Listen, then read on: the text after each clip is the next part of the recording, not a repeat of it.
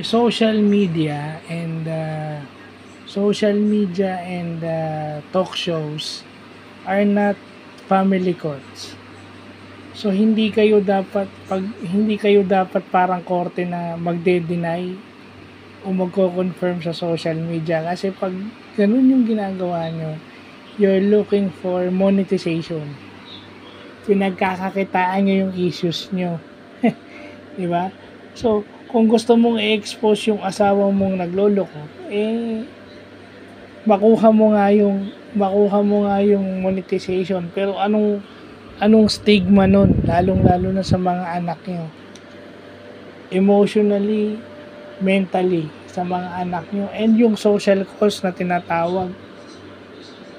Mag-i-improve kaya yung social life ng mga anak nyo pag sila pinagkumpulan ng usapan at asaran ng sa mga kaklase nila sa eskwelahan? Gusto ba bang pumasok ng mga yan dahil laman ng topic is laman ng social media, laman ng online news, yung kanilang mga magulang na nag-split? Yeah?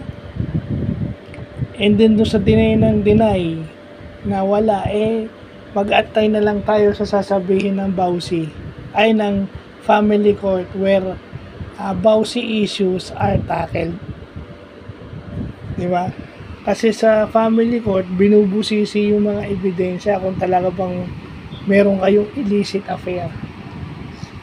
At syempre, kung yung mga travel order nyo ba is a great alibi to disprove na meron kayong illicit affair. Yung travel order ang isa sa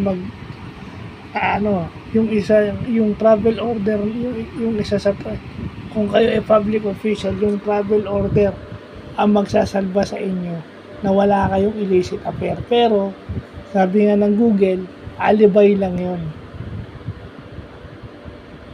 So kailangan i-scrutinize kung valid ba yung travel order, kasi yun na lagi dinadahilan yung travel order. So lang masasabi ko, yung social media and talk shows are not family courts.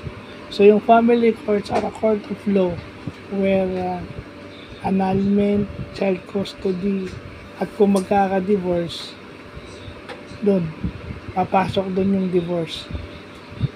Kasi balita ko yung divorce is nasa third and final reading na sa Kamara, then papunta na ng Senate para matakil na sa plenaryo. So yun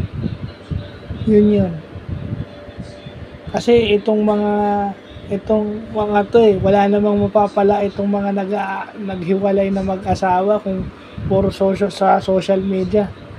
Inaakala tuloy ng mga tao na gusto lang nilang kumita. So yun lang po.